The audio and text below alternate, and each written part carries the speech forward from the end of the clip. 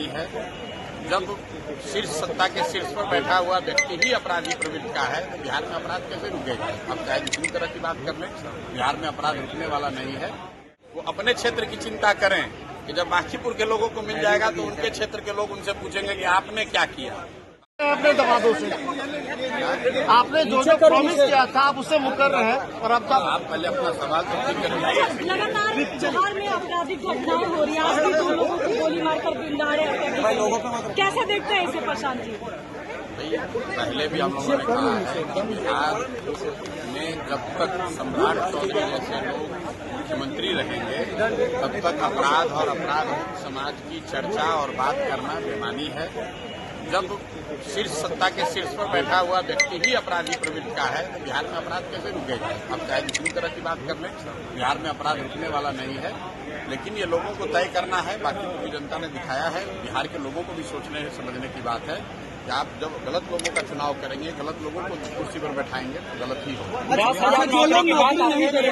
जो लोग नौकरी नहीं दे रहे हैं, सरकारी नौकरी की बात सरकार के द्वारा किया जा रहा है, नहीं दे रहे। आप प्राइवेट नौकरी की ही बात कही तब से आपके सवालों पर सरकार जो है विपक्ष को सरकार घेर रही है आपकी बातों पर, क्या कहेंगे? कौन घेर?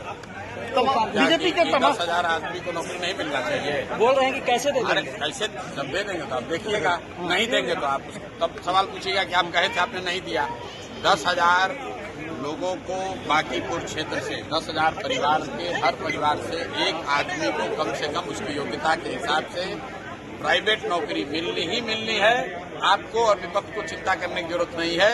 वो अपने क्षेत्र की चिंता करें कि जब बांकीपुर के लोगों को मिल जाएगा तो उनके क्षेत्र के लोग उनसे पूछेंगे कि आपने क्या किया। बांकीपुर की चिंता वो हम पर छोड़ दें। 3 वर्ष में जब तक मेरा अभी कार्यकाल है वो नहीं होगा। हमने अभी घोषणा की है, वोट मांगने नहीं आएंगे, लेकिन हर हालत में 10,000 लोगों को यहाँ नौकरी मिलेगी।